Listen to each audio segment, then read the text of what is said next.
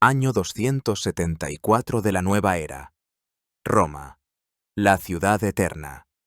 Un clamor de la multitud, un estruendo ensordecedor de trompetas y tambores.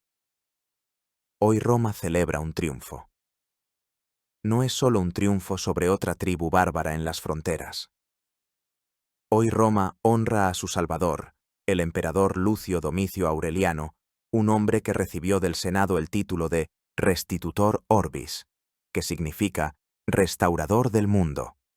Él, hijo de un simple campesino de Iliria, con mano de hierro sacó al imperio del abismo del caos, volviendo a unir sus partes desgarradas. La procesión triunfal es la apoteosis del poder romano, un espectáculo grandioso diseñado para demostrar a los ciudadanos y a los dioses la grandeza de su estado.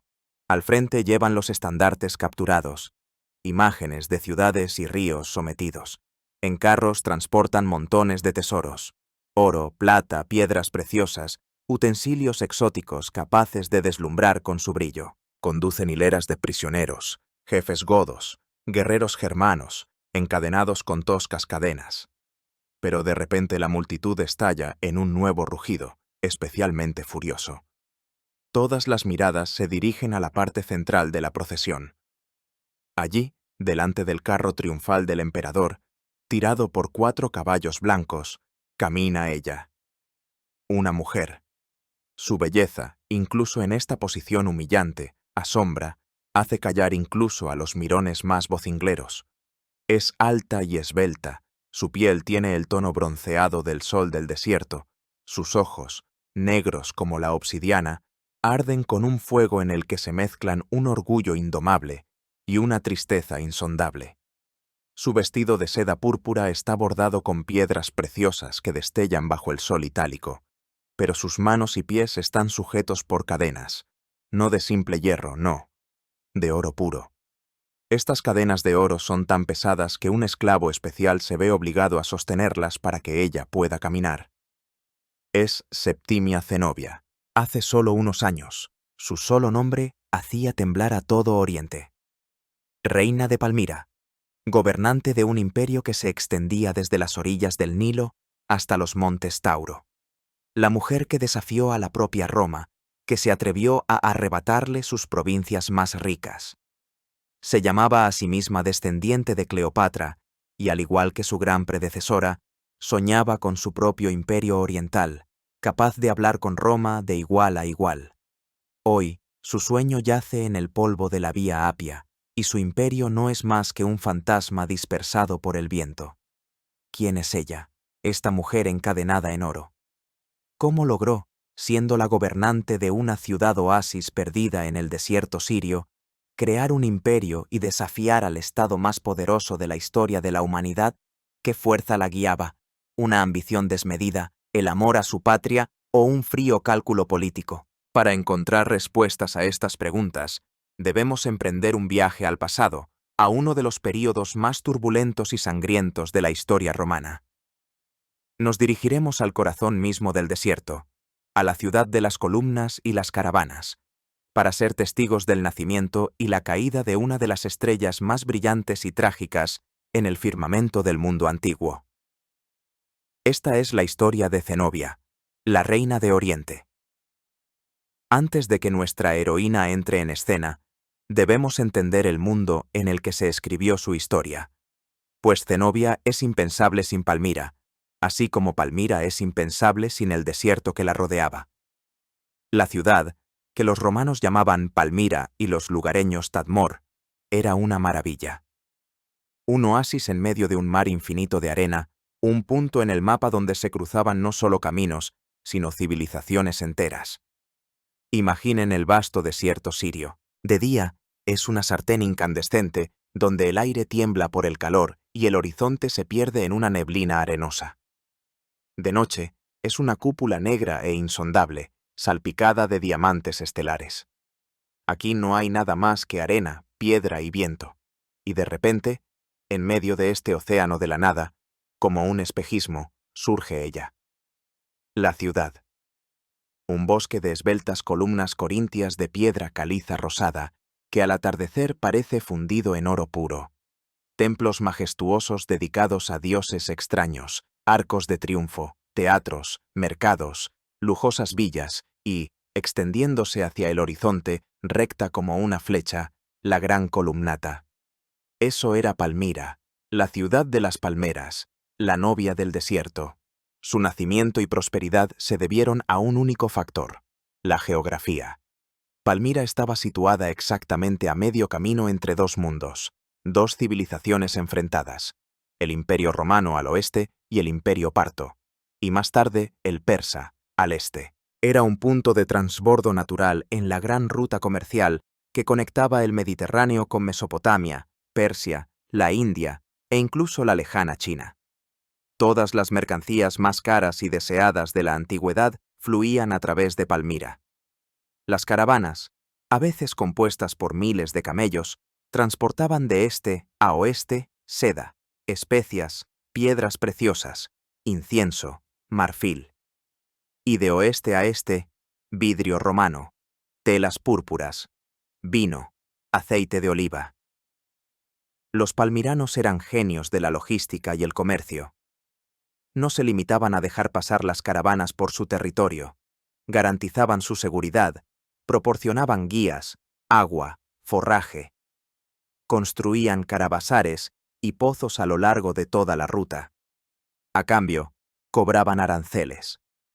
La tarifa de Palmira, hallada por los arqueólogos y datada en el año 137 de nuestra era, es un detalladísimo código fiscal que especifica los impuestos sobre todo, sobre cada camello, sobre cada fardo de seda, sobre cada esclavo, sobre cada odre de vino. Chataz. Fue precisamente de este tránsito, de este papel de intermediario entre mundos, de donde surgió la fabulosa riqueza de Palmira. El poder en la ciudad pertenecía a unas pocas familias oligárquicas, cuyos nombres conocemos por las inscripciones: los Septimios, los Julios Aurelios. No eran simples mercaderes. Eran príncipes del desierto, jefes de poderosos clanes que controlaban tramos de la ruta comercial. Su riqueza era inconcebible, y no dudaban en exhibirla. Sus tumbas torre en el famoso Valle de las Tumbas no solo servían como sepulcros, sino como declaraciones de estatus, visibles a muchos kilómetros de distancia. Por dentro estaban decoradas con frescos y los famosos retratos escultóricos de los difuntos, cuyos ojos melancólicos, con las pupilas muy abiertas, todavía nos miran a través de los siglos. Pero detrás del brillo de esta élite se ocultaba una compleja estructura social. Artesanos libres, camelleros, esclavos, soldados mercenarios, nómadas beduinos que vivían en tiendas junto a las murallas de la ciudad. Era un caldero efervescente de pueblos y culturas, cimentado por el beneficio común y gobernado por la mano de hierro de la aristocracia. Esta dualidad, esta posición fronteriza, se reflejaba en todo.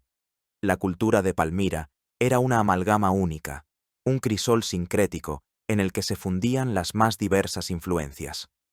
La aristocracia hablaba arameo, pero también dominaba el griego, la lengua de la cultura y el comercio de todo el oriente helenístico. Vestían pantalones partos y togas romanas.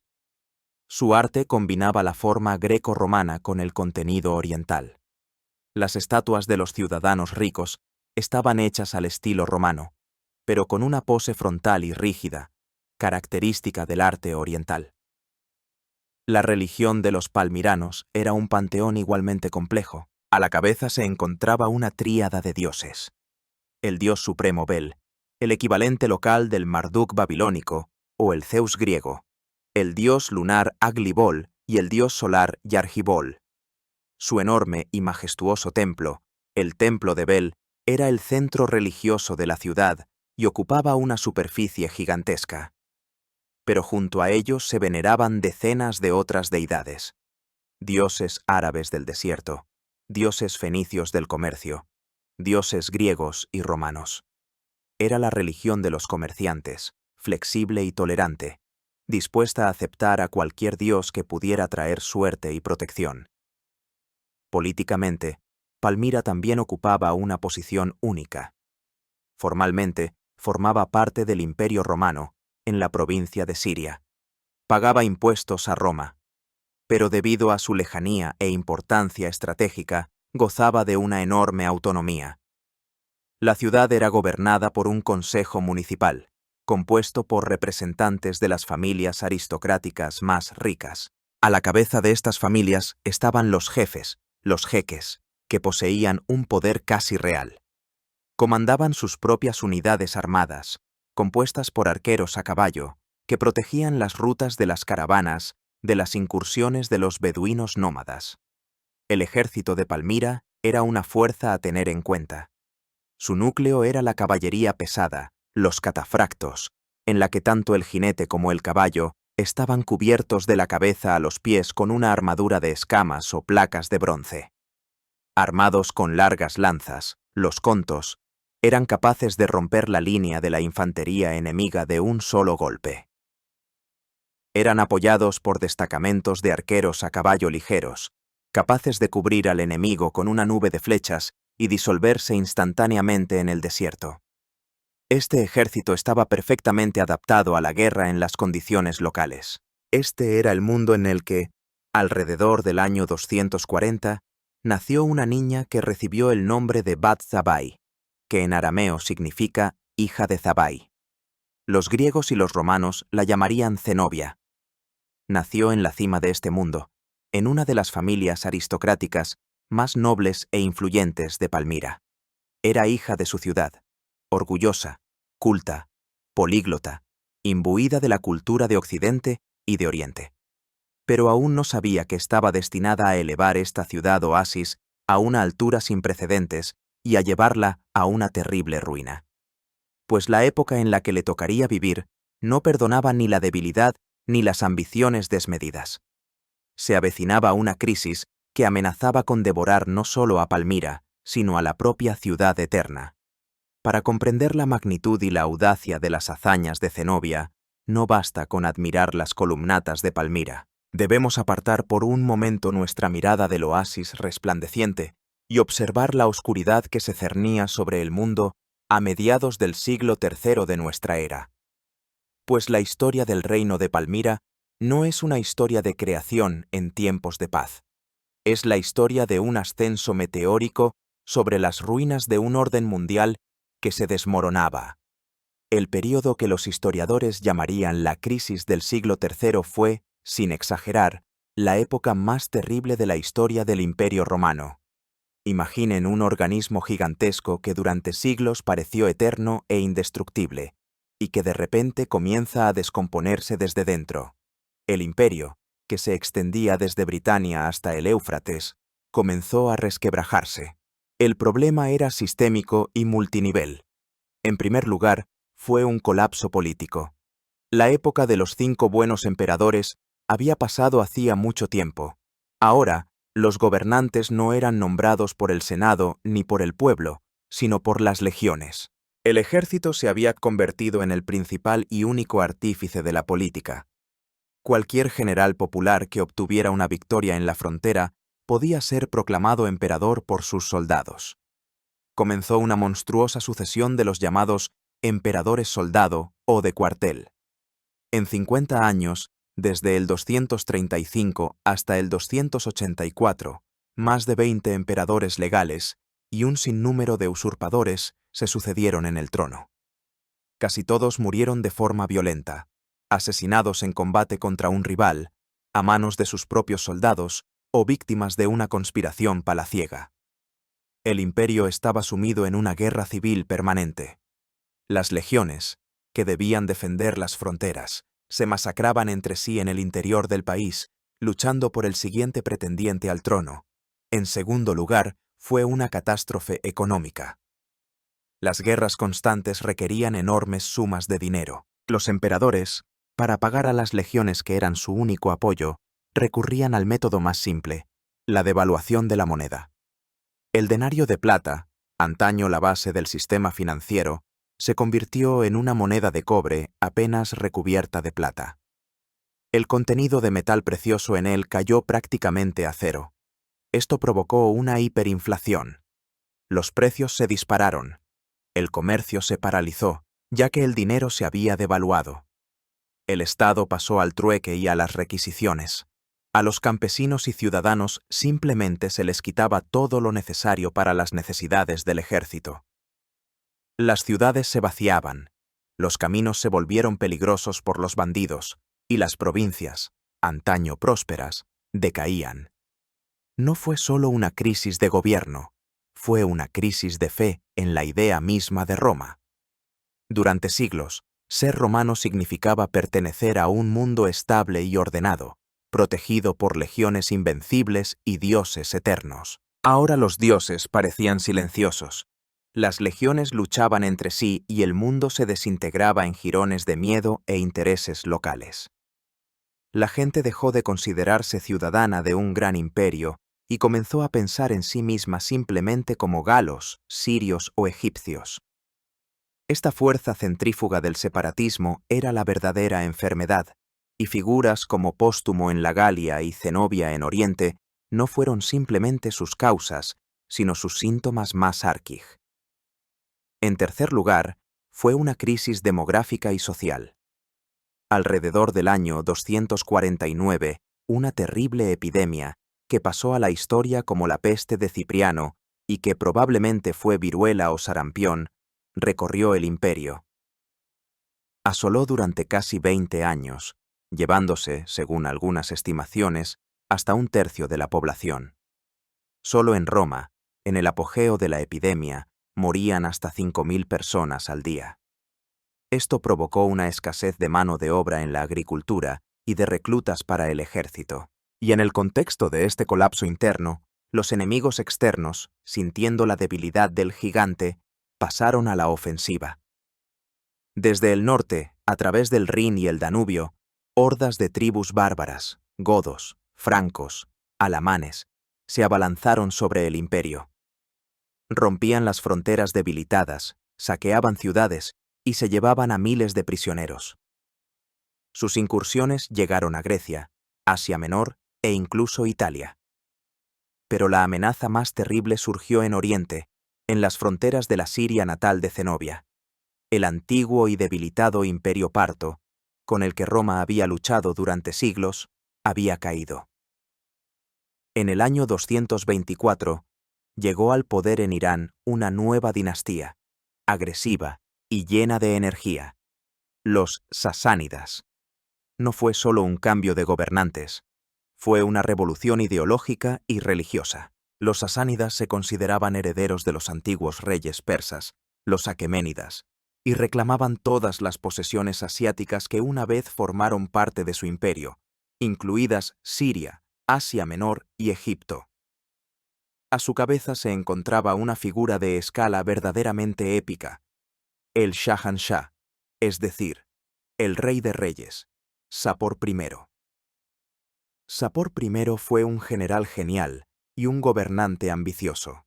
Reorganizó el ejército persa, haciendo de la misma caballería acorazada de catafractos que tenían los palmiranos su núcleo, pero en cantidades mucho mayores. Declaró el zoroastrismo religión de Estado, uniendo ideológicamente su imperio. Y comenzó una guerra con Roma, una guerra de aniquilación. En la década de 250, los ejércitos persas invadieron las provincias romanas. Capturaron y saquearon las ciudades más grandes de Oriente, incluida la Gran Antioquía, capital de la Siria romana. Las legiones romanas, debilitadas por las guerras civiles, sufrían una derrota tras otra. La culminación de esta humillación fue el año 260. El emperador romano Valeriano, que dirigía personalmente el ejército contra los persas, sufrió una aplastante derrota en la batalla de Edesa. Pero lo más terrible fue lo que sucedió a continuación. El propio emperador, una figura sagrada, el vicario de los dioses en la tierra, cayó prisionero de Sapor. Este acontecimiento conmocionó a todo el mundo antiguo hasta sus cimientos. Nunca antes un emperador romano había caído vivo en manos del enemigo. En los famosos relieves rupestres sasánidas de Naksh-e-Rostam se representa esta escena. Sapor I a caballo mira con orgullo a un valeriano arrodillado. Según rumores humillantes difundidos por los persas, Sapor utilizaba al emperador cautivo como escabel viviente, pisando su espalda para montar a caballo, y tras su muerte ordenó que lo desollaran, rellenaran la piel con paja y la exhibieran como un trofeo en un templo. La caída de Valeriano fue la señal para la desintegración total. El imperio estaba decapitado. En Occidente, en la Galia, el general póstumo se autoproclamó emperador y creó su propio estado, el Imperio Galo, que incluía la Galia, Britania e Hispania. Oriente, por su parte, quedó en un vacío de poder. Los persas campaban a sus anchas en Siria, las legiones romanas estaban desmoralizadas y el gobierno central en Roma, ocupado en la lucha contra los germanos y otros usurpadores, era impotente para hacer nada. Fue precisamente en este momento, en este punto de caos absoluto, cuando parecía que el Oriente romano estaba condenado a ser absorbido por Persia, cuando Palmira entró en escena. La ciudad oasis, hasta entonces solo un rico centro comercial, se encontró de repente como la única fuerza en la región capaz de hacer frente a la amenaza persa. Y al frente de esta fuerza se encontraba un hombre cuyo nombre se convertiría en el prólogo de la historia de Zenobia. Se llamaba Septimio Odenato. Pertenecía a uno de los linajes más nobles y poderosos de Palmira, posiblemente incluso a la dinastía reinante. Heredó de sus antepasados no solo una enorme riqueza, sino también el título de ras, o jefe, y, lo que era más importante, el estatus romano de senador. Odenato era la encarnación de la élite palmirana. Era de origen árabe, llevaba un nombre romano, había sido educado a la manera griega y poseía un agudo instinto político. Vio cómo se derrumbaba el viejo mundo y comprendió que en ese caos se abrían oportunidades increíbles para quien fuera audaz, fuerte y lo suficientemente inteligente como para aprovecharlas. Inicialmente, como todos los gobernantes palmiranos, Odenato intentó llevar a cabo una política cautelosa y neutral.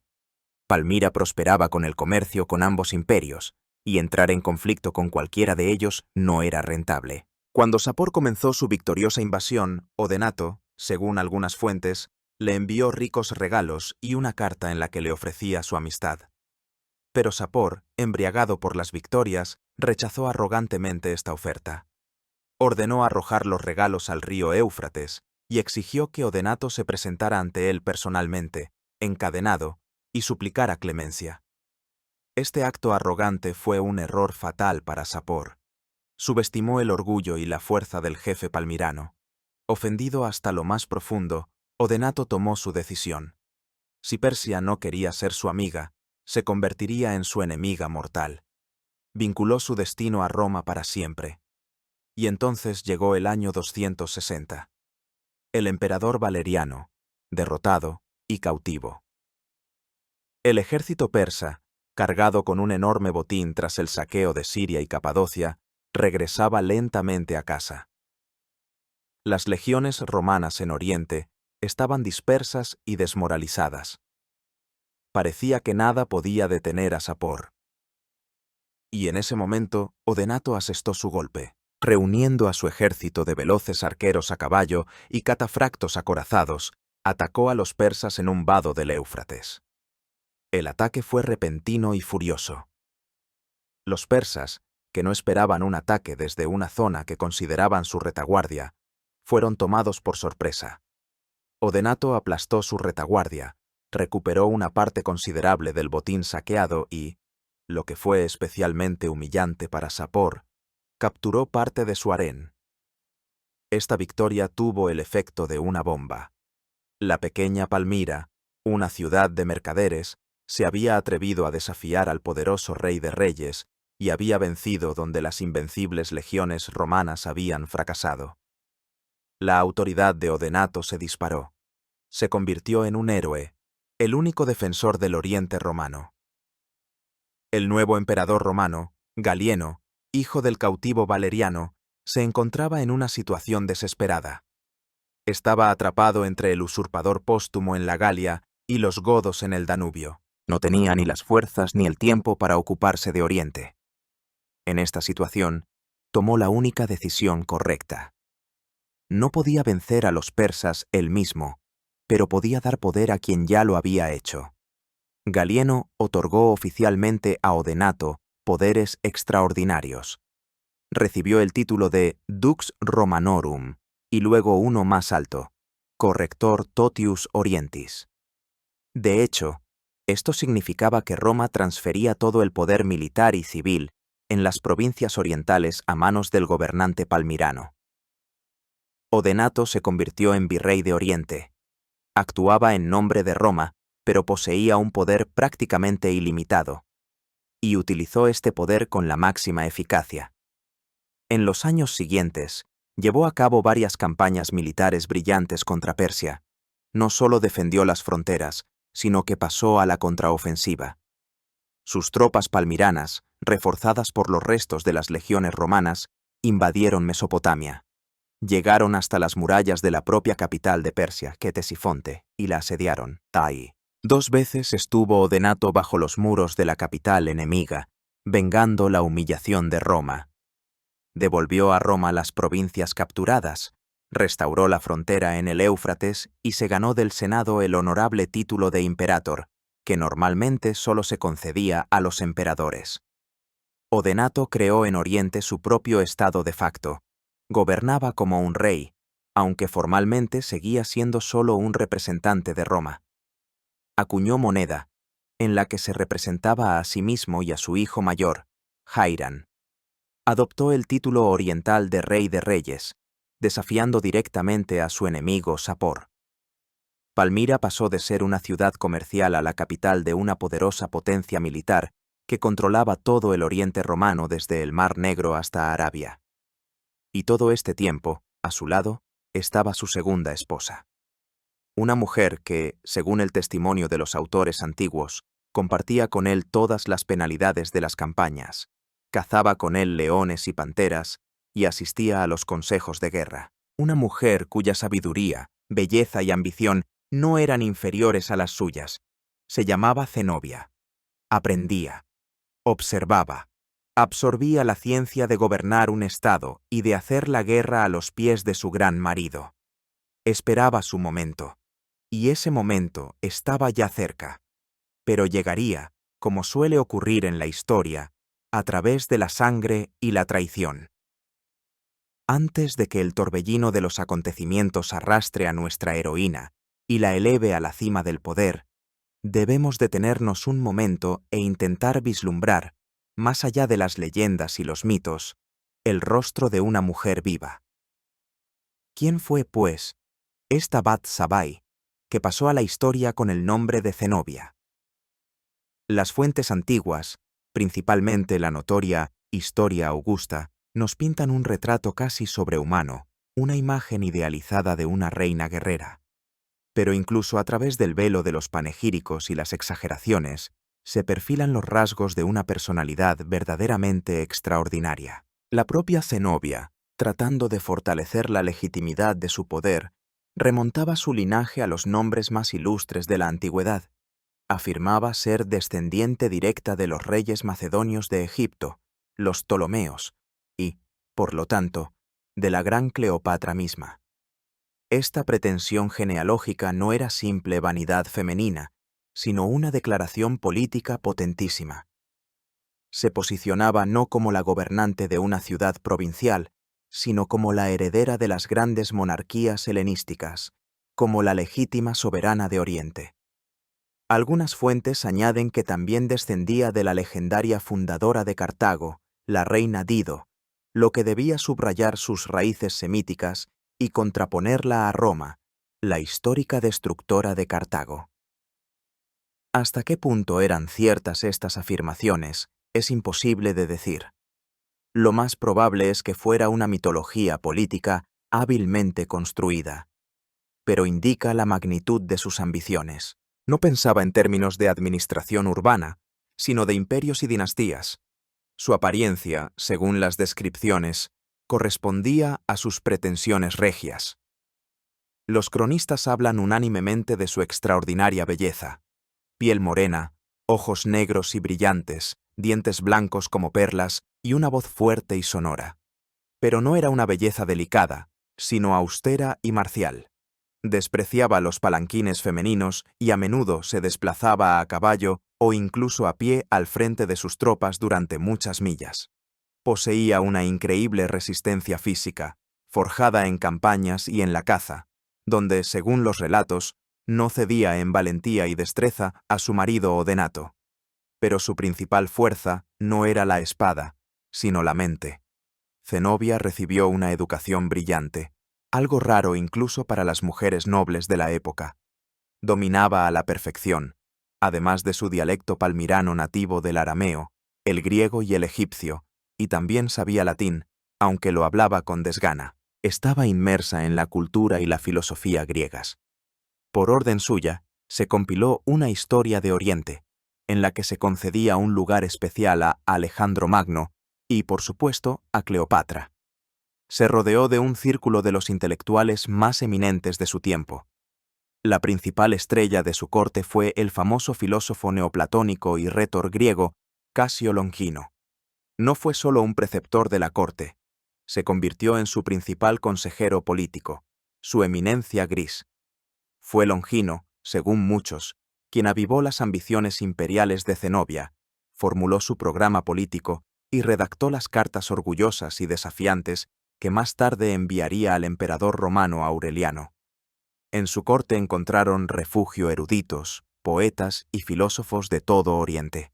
Palmira, por un corto tiempo, se convirtió no solo en una capital militar y comercial, sino también intelectual de la región, una especie de Nueva Alejandría. Su vida personal, como corresponde a una gran gobernante, fue objeto de rumores y leyendas. La Historia Augusta subraya su legendaria castidad.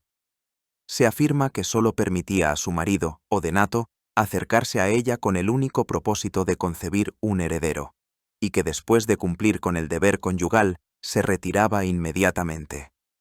Esto, por supuesto, puede ser una exageración retórica, destinada a crear la imagen de una gobernante ideal y pura, ajena a los placeres carnales y completamente dedicada a los asuntos de Estado. Sin embargo, también indica que percibía su matrimonio no como una unión romántica, sino como una asociación política. No era solo la esposa de Odenato, era su cogobernante, su socia igual en el gran proyecto de engrandecimiento de Palmira.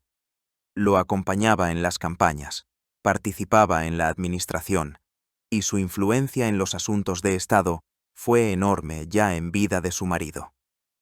En el carácter de Zenobia se combinaban rasgos aparentemente irreconciliables. Era capaz de una generosidad regia y de una crueldad extrema.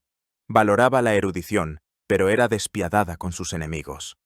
Podía festejar con sus oficiales, sin ceder ante ellos en la cantidad de vino consumido, y al mismo tiempo mantener una absoluta claridad mental.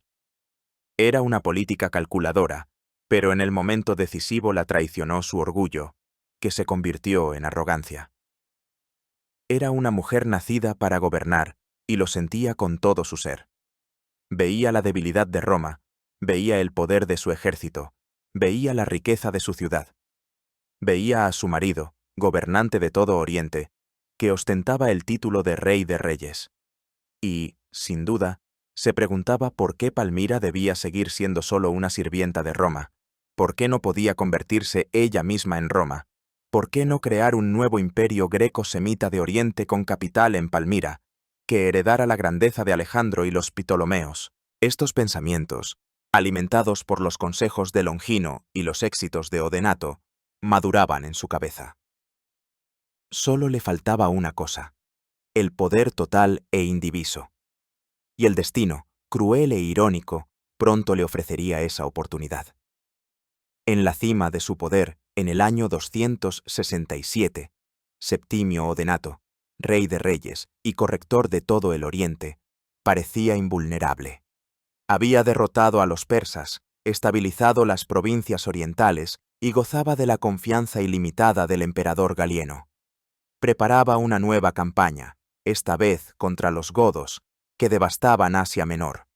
Su poder era absoluto, y su dinastía parecía firmemente establecida en Oriente. Pero, como suele ocurrir con los grandes hombres, el peligro no vino del campo de batalla, sino del círculo más cercano. Los acontecimientos que se desarrollaron en la ciudad de Emesa, la actual Homs, o, según otra versión, en Heraclea Póntica, están cubiertos por una niebla de misterio y testimonios contradictorios. Las fuentes antiguas nos ofrecen varias versiones de la tragedia, pero coinciden en una cosa. Odenato y su hijo mayor de su primer matrimonio, Jairán, también conocido como Herodes, fueron asesinados. Asesinados no en combate, sino a traición, durante un banquete o una cacería. ¿Quién empuñó la daga fatal? El principal sospechoso, a quien la mayoría de las fuentes señalan, era un sobrino o primo de Odenato llamado Meonio. El motivo, según una versión, fue una ofensa personal. Supuestamente, durante una cacería, Meonio mostró falta de respeto a Odenato al matar a una fiera antes que él, por lo que éste, en un arrebato de ira, lo privó de su caballo y lo encarceló por un tiempo. Meonio, humillado, guardó rencor y se vengó. Esta versión parece demasiado trivial y doméstica para un asesinato de tal magnitud. Posiblemente fue una conveniente explicación oficial que ocultaba motivos políticos más profundos. Otra versión, más siniestra, insinúa la implicación de la propia Roma. El emperador Galieno, aunque colmaba a Odenato de honores, no podía dejar de verlo como una amenaza potencial. El gobernante palmirano se había vuelto demasiado fuerte, demasiado independiente. Su título de rey de reyes sonaba desafiante para los oídos romanos. Quizás Galieno o su entorno decidieron eliminar al poderoso vasallo antes de que se autoproclamara emperador. Meonio, en este caso, fue solo el ejecutor, un instrumento ciego en manos de la inteligencia romana. Y, finalmente, la versión más intrigante y escandalosa, a la que solo aluden algunos autores, apunta a la sombra de la propia Zenobia. ¿Estuvo implicada en la conspiración? No hay pruebas directas de ello, y la mayoría de los historiadores modernos lo consideran improbable. Sin embargo, no se puede negar que la muerte de Odenato y, lo que es especialmente importante, de su hijo mayor y heredero Jairán, fue increíblemente ventajosa precisamente para Zenobia. El asesinato eliminaba de su camino a los dos hombres que se interponían entre ella y el poder. Abría el camino al trono a su propio hijo menor de Odenato, Lucio Julio Aurelio Septimio Babalato Atenodoro. Y como Babalato era aún un niño, el poder real pasaba a manos de su madre, como regente. Independientemente de quién estuviera detrás del asesinato, Zenobia actuó con una rapidez y determinación fulminantes. Meonio, el asesino, apenas tuvo tiempo de proclamarse gobernante, pero su reinado duró solo unas horas. Fue capturado y ejecutado de inmediato. Zenobia, vestida de luto, presentó a las tropas a su joven hijo Babalato como el único heredero legítimo de su gran padre. El ejército, leal a la memoria de Odenato y, sin duda, cautivado por el carisma y la fuerza de su viuda, juró lealtad al niño y a su madre regente. Así, en un solo día sangriento, Zenobia pasó de ser esposa y compañera a gobernante absoluta. Concentró en sus manos todo el enorme poder que su marido había acumulado poco a poco durante muchos años. Se convirtió en regente, pero todos comprendían que no gobernaría el niño Babalato, sino su madre. Al principio, actuó con mucha cautela. No rompió relaciones con Roma. Al contrario, subrayó por todos los medios su lealtad. Gobernaba en nombre de su hijo, que heredó todos los títulos de su padre, incluidos los de rey de reyes y corrector de todo el Oriente. En las monedas que comenzó a acuñar en Antioquía, en una cara aparecía Babalato y en la otra, el nuevo emperador romano, Aureliano, que había sucedido al asesinado Galieno. Con esto, era como si le dijera a Roma que seguían siendo sus leales virreyes, que protegían Oriente para él. Pero detrás de esta fachada de lealtad se ocultaba una actividad febril para fortalecer su propio poder. Llevó a cabo una purga en el ejército y en la corte, eliminando a todos los que no le eran personalmente leales. Continuó fortaleciendo el ejército, apostando por la caballería pesada. Se aseguró el apoyo de las tribus árabes del desierto. Y escuchaba los consejos de su mentor, Casio Longino, quien le susurraba que el tiempo de la cautela estaba pasando. La crisis en Roma continuaba. Los emperadores se sucedían. Aureliano estaba ocupado con la guerra contra los godos y los alamanes en Europa. Occidente estaba lejos, y Oriente yacía a sus pies. Zenobia comprendía que su posición como regente era temporal. Tan pronto como su hijo creciera, podría apartarla del poder. Necesitaba su propio imperio, su propia gloria, su propia dinastía. El legado de Cleopatra la llamaba. Había llegado el momento de quitarse la máscara de fiel servidora de Roma y mostrar al mundo el verdadero rostro de la reina de Oriente. Comenzaba el capítulo más brillante y peligroso de su vida. Palmira se preparaba para el asalto. Parecía que las propias estrellas favorecían los ambiciosos planes de Zenobia. Mientras ella fortalecía su poder en Palmira, el Imperio romano continuaba sumergiéndose en el caos. El emperador Aureliano, uno de los generales más enérgicos y talentosos de la época, estaba absorto en problemas en Occidente. Necesitaba rechazar a los bárbaros de las fronteras de Italia y recuperar el control del imperio galo-secesionista. Oriente era para él un teatro de operaciones secundario y, al parecer, creyó en la lealtad de la gobernante palmirana. Esto le dio a Zenobia un tiempo precioso y libertad de acción. Alrededor del año 270, decidió que el tiempo de la simulación había terminado. Había llegado el momento de actuar. Su primer golpe se dirigió al sur, a la provincia romana de Arabia Pétrea. El pretexto oficial para la invasión, como siempre, fue la protección de los intereses romanos, supuestamente para sofocar disturbios locales. Al frente del ejército palmirano estaba su mejor general, Septimio Zabdas. El gobernador romano de Arabia intentó oponer resistencia, pero su legión fue derrotada, y la capital de la provincia, Bostra, fue tomada. Arabia, con sus importantes rutas comerciales y sus famosas canteras, pasó bajo el control de Palmira. Pero esto fue solo el preludio. El principal objetivo de Zenobia era la joya de Oriente, la provincia más rica y estratégicamente más importante de todo el imperio. Egipto. El control sobre Egipto no solo otorgaba poder y prestigio, otorgaba el control del pan. Egipto era el granero de Roma, y quien controlara el suministro de grano podía dictar su voluntad a la propia ciudad eterna. Además, Alejandría, la capital de Egipto, era el puerto más grande del Mediterráneo y el centro de un enorme comercio marítimo con la India.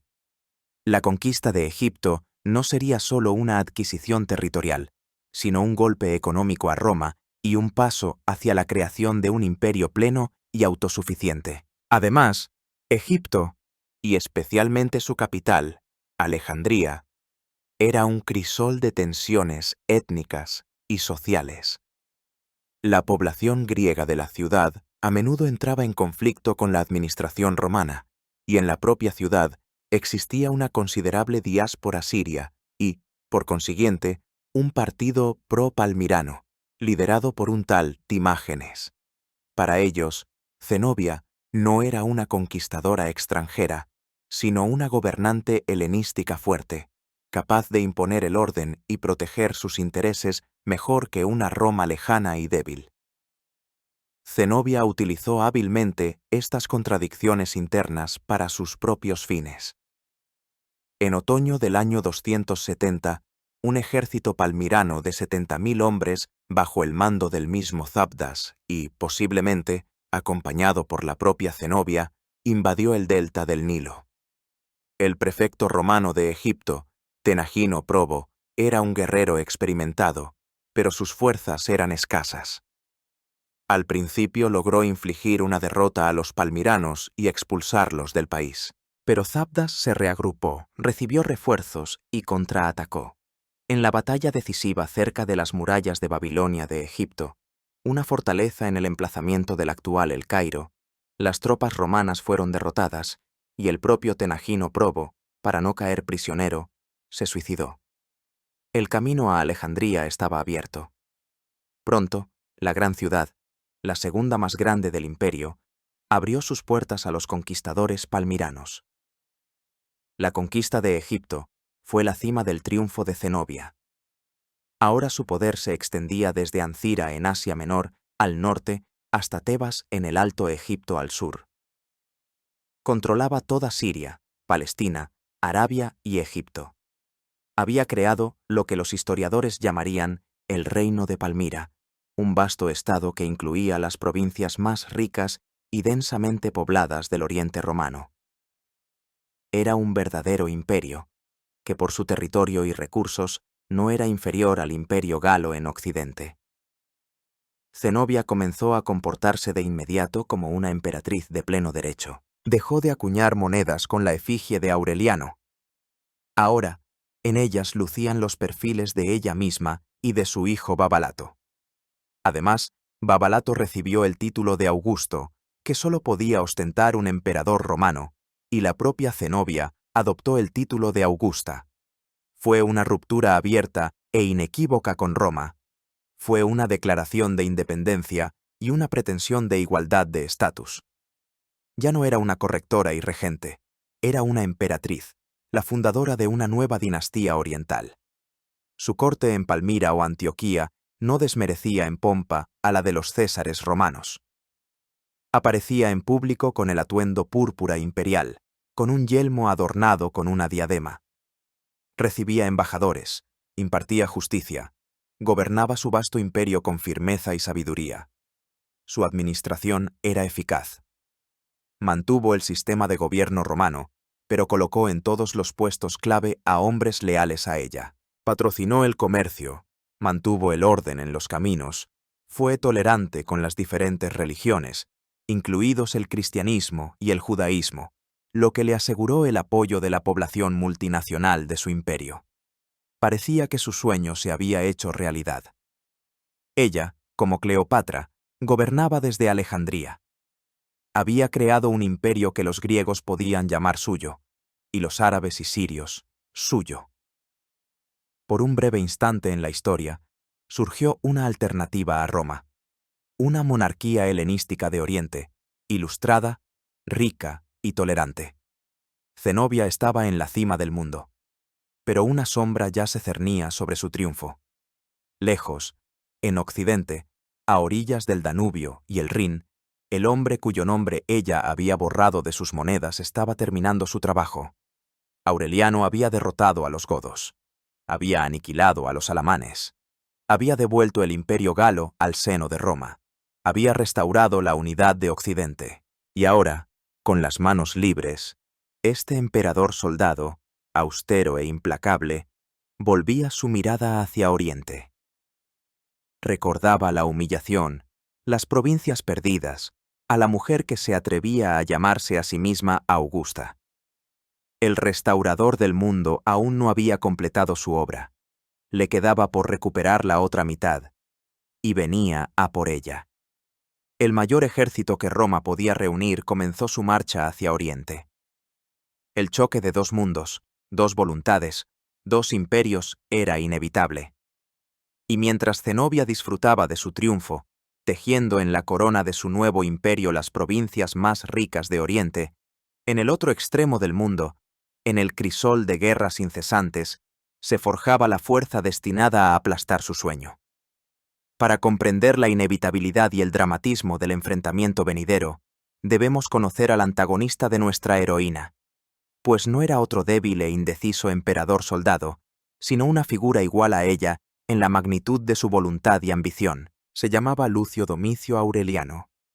Si Zenobia era la heredera de antiguas civilizaciones, una aristócrata refinada y culta, Aureliano era su polo opuesto.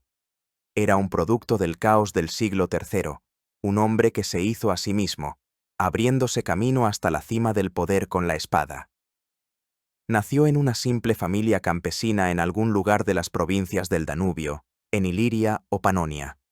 Esta región, en aquella época, era la principal proveedora de reclutas para el ejército romano, y su población era famosa por su fuerza, resistencia y espíritu guerrero. Aureliano comenzó su carrera como un simple legionario. No conocía ni la filosofía griega ni la retórica. Su ciencia era la guerra, su libro, el reglamento, su hogar, el cuartel. Pasó por todos los rangos de la jerarquía militar, de soldado a centurión, de tribuno a general. Era un hombre de una fuerza física enorme y una valentía legendaria, que siempre luchaba en las primeras filas. Pero, a diferencia de muchos otros soldados, poseía no solo fuerza, sino también inteligencia, aguda, práctica, estratégica. Y, lo más importante, era portador de una disciplina de hierro, despiadada. Exigía a sus soldados una obediencia total y castigaba la más mínima infracción con una crueldad que helaba la sangre. Su apodo en el ejército era «mano en la espada», lo que significaba que siempre estaba dispuesto a desenvainar su arma, tanto contra los enemigos como contra sus propios soldados negligentes. Pero Aureliano no era solo un soldado, era un reformador con un grandioso proyecto ideológico. Comprendía que para salvar el imperio no bastaban las victorias militares. Aspiraba a dar al tambaleante imperio una nueva base espiritual, un culto único al sol invicto. Este culto, llegado de Oriente, era especialmente popular en el ejército. Aureliano quería convertirlo en la principal religión unificadora para todo el imperio, superponiéndolo a los antiguos dioses romanos. Veía en el sol a la deidad suprema que otorgaba la victoria y el orden, y asimismo como su representante terrenal. Así, su campaña hacia Oriente no era simplemente la recuperación de provincias. Era una guerra sagrada, una batalla de dos soles, el suyo, romano, imperial, el sol invicto, y el oriental, el Yargibol de Palmira. Fue un choque no solo de ejércitos, sino de cosmovisiones. Al convertirse en emperador en el año 270, prácticamente al mismo tiempo que Zenobia invadía Egipto, se puso manos a la obra de inmediato con la misma energía con la que conducía a las tropas a la batalla. Las tareas que tenía por delante parecían imposibles. Italia estaba bajo la amenaza de una invasión de tribus germánicas, el imperio galo en Occidente y el reino de Palmira en Oriente se habían separado. El tesoro estaba vacío y el imperio yacía en ruinas. Lo primero que hizo fue repeler una invasión de vándalos y jutungos, derrotándolos en una serie de sangrientas batallas en el norte de Italia. Para proteger a la propia Roma de tales amenazas en el futuro, comenzó la construcción de una colosal obra defensiva que aún hoy lleva su nombre, la muralla Aureliana, que rodeó la ciudad eterna. Luego, volvió su mirada hacia Occidente.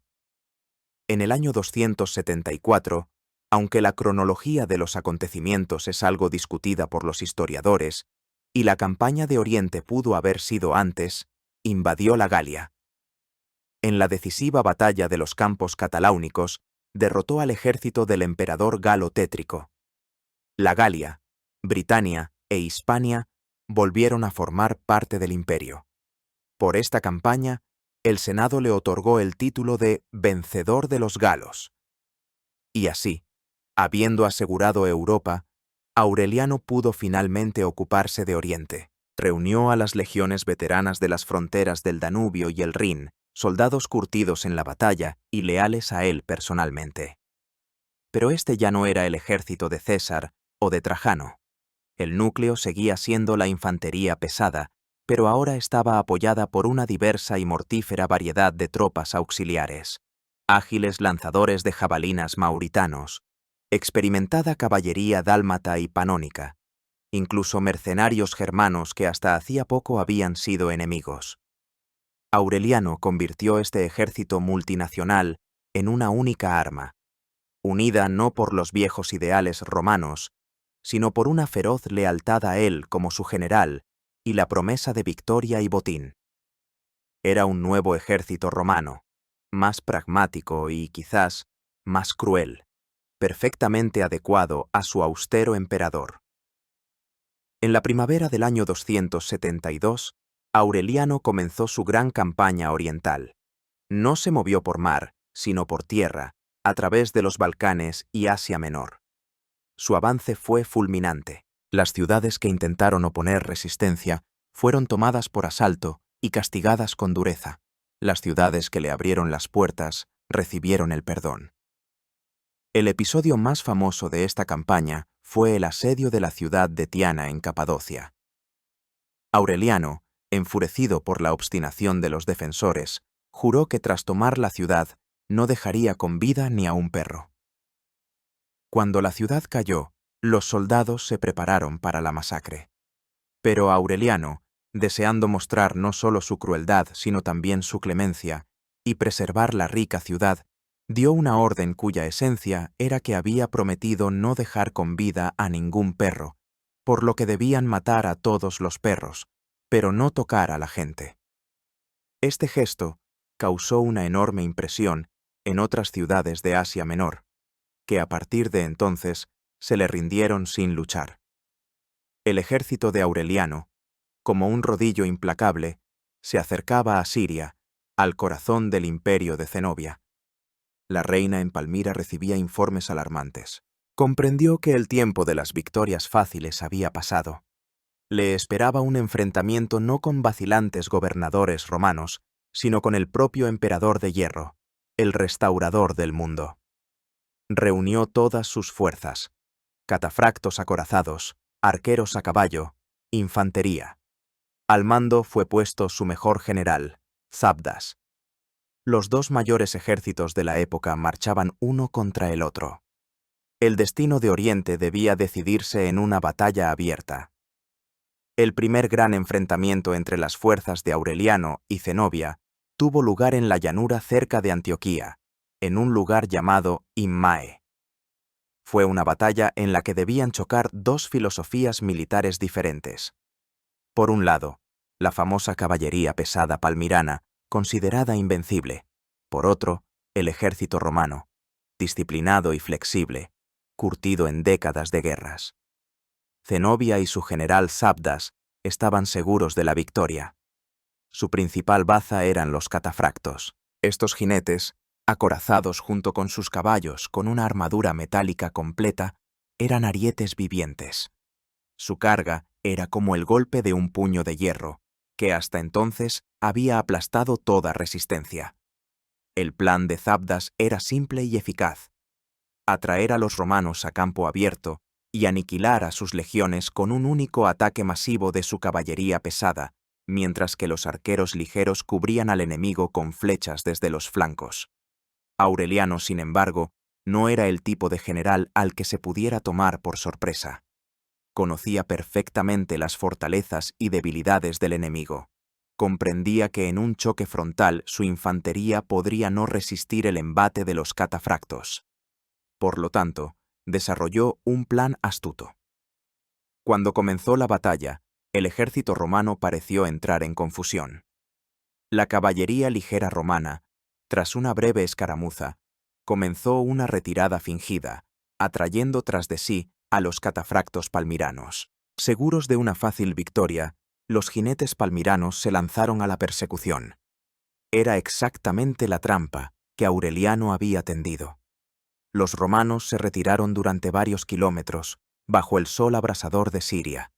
La pesada armadura, que era la ventaja de los catafractos en un combate corto, se convirtió ahora en su maldición.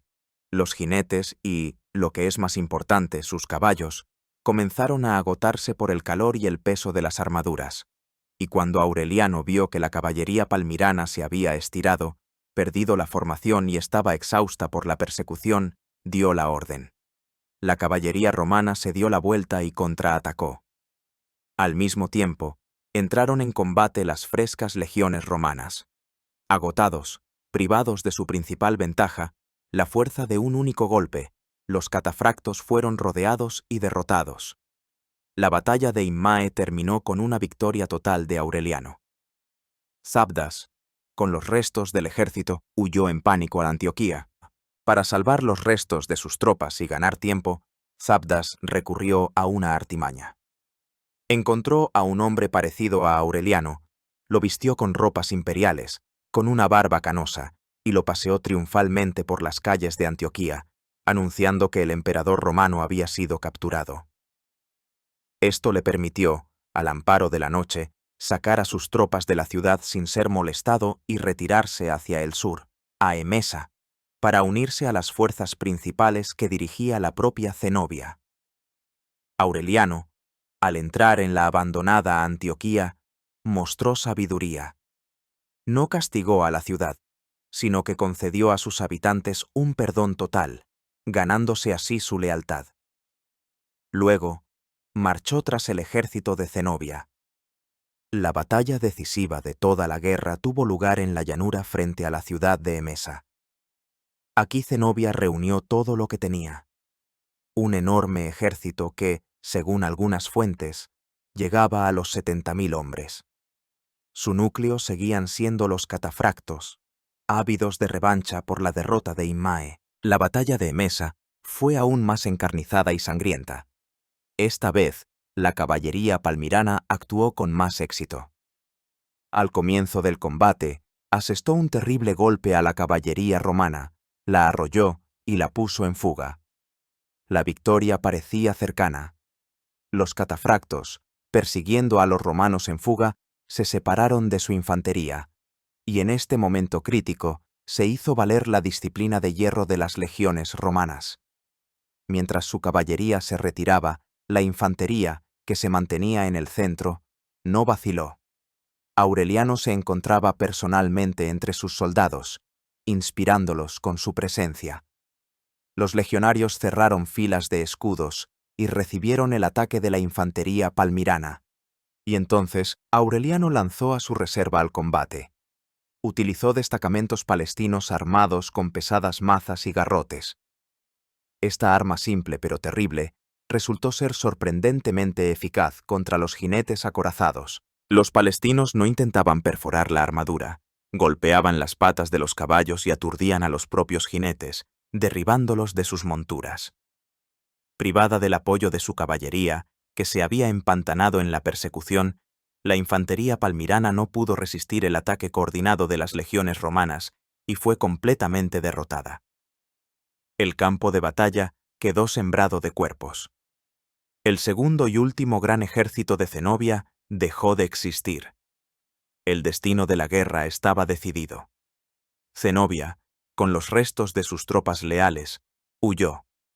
Pero no huyó a Emesa, sino más lejos, a través del desierto, a su último bastión, a su capital, a la inexpugnable Palmira.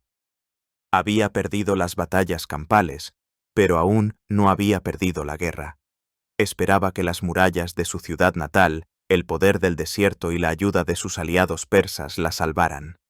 Se preparaba para una última y desesperada defensa. Tras la aplastante victoria de Emesa, el camino hacia Palmira estaba abierto para Aureliano, pero este camino atravesaba cientos de kilómetros de desierto sin agua. Era el último y más fiable aliado de Zenobia.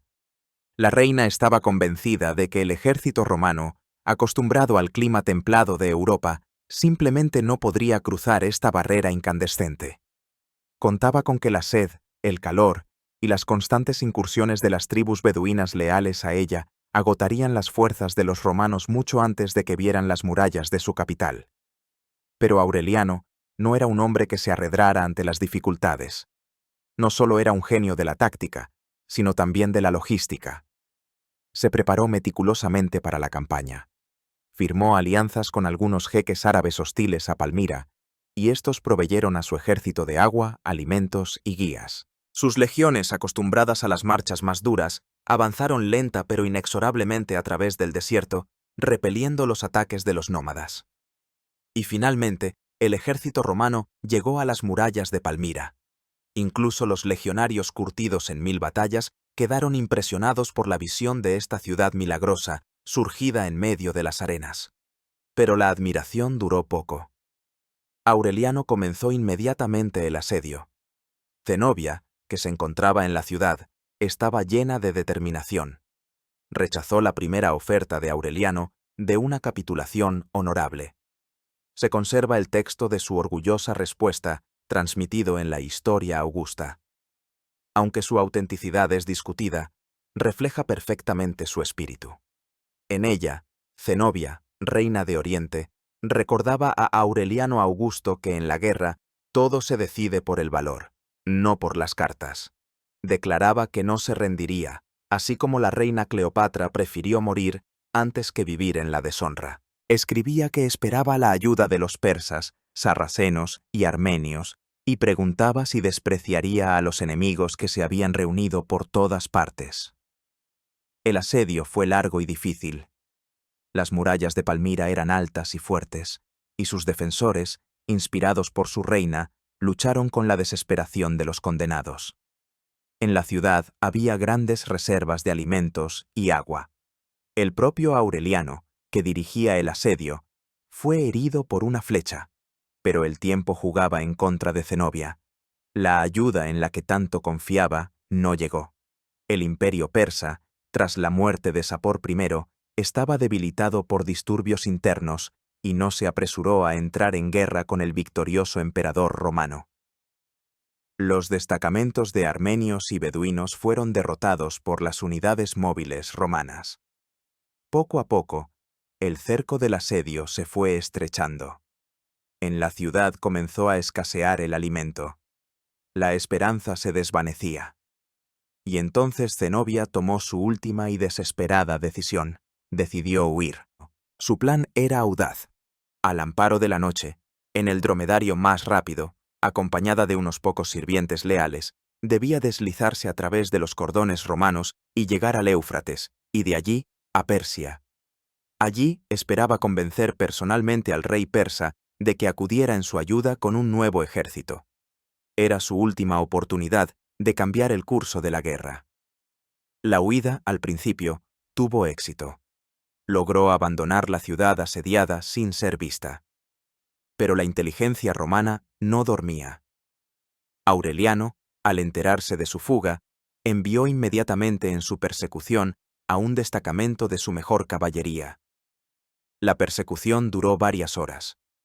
Los romanos alcanzaron a los fugitivos ya en la orilla del Éufrates, en el preciso momento en que Zenobia se preparaba para subir a una barca y cruzar a la otra orilla. Fue capturada. La reina de Oriente, la Augusta, la descendiente de Cleopatra, se convirtió en una prisionera. Cuando la llevaron al campamento de Aureliano, el emperador, según la tradición, le hizo una pregunta. ¿Cómo tú, una mujer, te atreviste a desafiar a los emperadores romanos? La respuesta de Zenobia estuvo llena de dignidad y sutil adulación. Dijo que no consideraba emperadores a gente como Galieno y sus semejantes, pero que a él, Aureliano, lo reconocía como un verdadero emperador, porque sabía vencer. La noticia de la captura de la reina quebró el espíritu de los defensores de Palmira. La ciudad capituló de inmediato. Aureliano volvió a mostrar clemencia. No destruyó la hermosa ciudad, sino que solo se llevó sus incalculables tesoros y, dejando una pequeña guarnición, emprendió el regreso a Occidente, llevándose consigo a su preciosa prisionera. Pero la historia de Palmira no terminó ahí.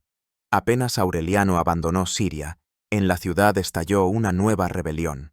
Los habitantes masacraron a la guarnición romana y proclamaron un nuevo gobernante. Al enterarse de esto, Aureliano, cuya clemencia tenía límites, se enfureció.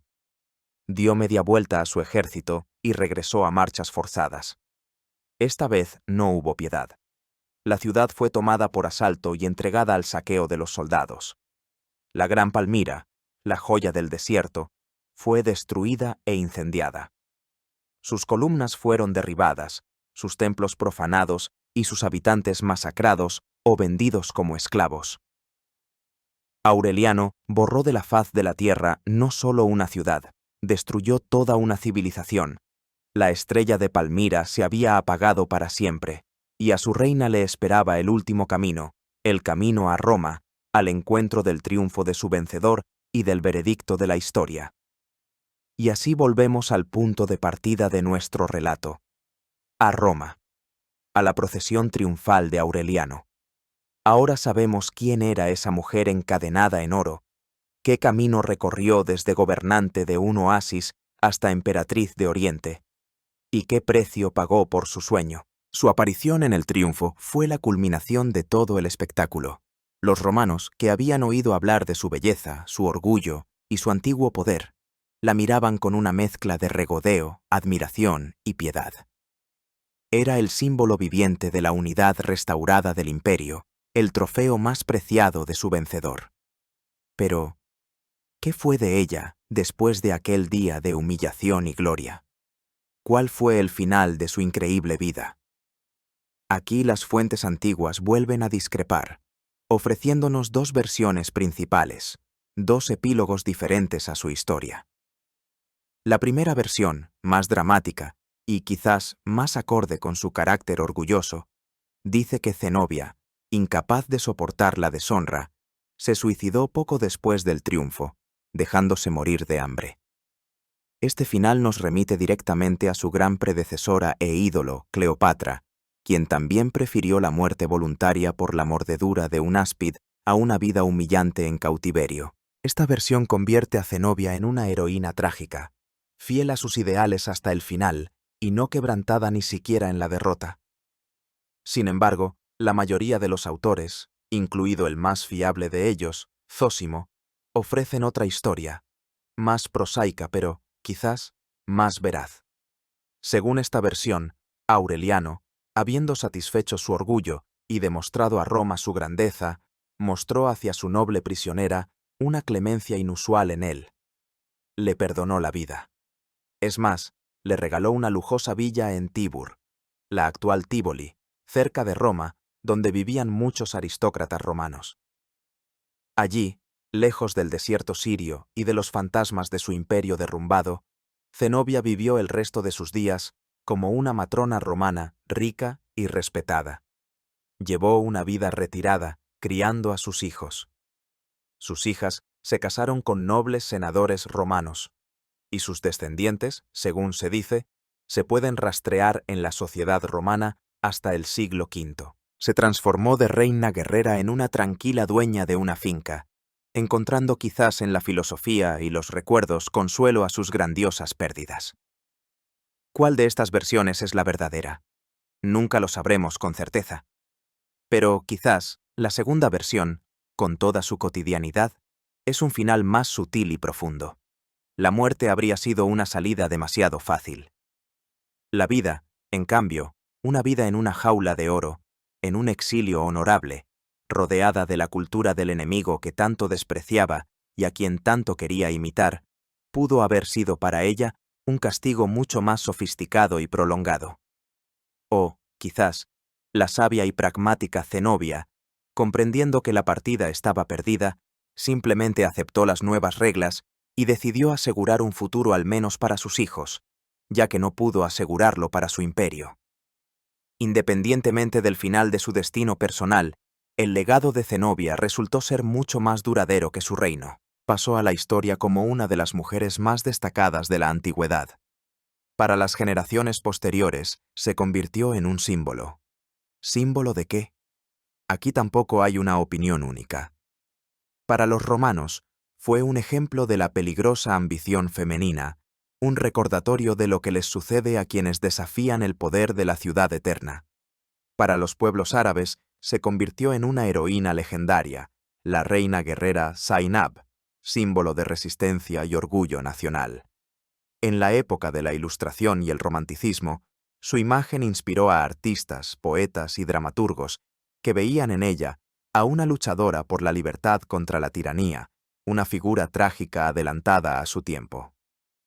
En nuestros días, a veces se la presenta como un icono del feminismo, una mujer que, en un mundo dominado por hombres, logró construir su propio imperio y gobernarlo no peor que cualquier emperador, pero fuera quien fuese, una aventurera temeraria, una gobernante sabia, una víctima de las circunstancias o la dueña de su destino, su historia sigue siendo un recordatorio eterno de la fragilidad de los imperios y la indomabilidad del espíritu humano. Es la historia de una ciudad que, como un espejismo, surgió de las arenas para deslumbrar por un instante al mundo con su brillo y desaparecer con la misma rapidez. Y de una mujer que fue el alma de esa ciudad, su sol y su perdición. Sus cadenas de oro, Hace mucho que se convirtieron en polvo, pero su nombre aún resuena como un eco en las columnatas de la Palmira en ruinas, recordando una grandeza pasada y el gran sueño de la Reina de Oriente. Gracias por su atención. Si esta historia les ha parecido interesante y desean seguir sumergiéndose en las páginas más dramáticas y ambiguas de la historia mundial, suscríbanse a nuestro canal, dejen sus comentarios y compartan este relato con aquellos a quienes pueda interesar. Nos esperan muchos más viajes en el tiempo.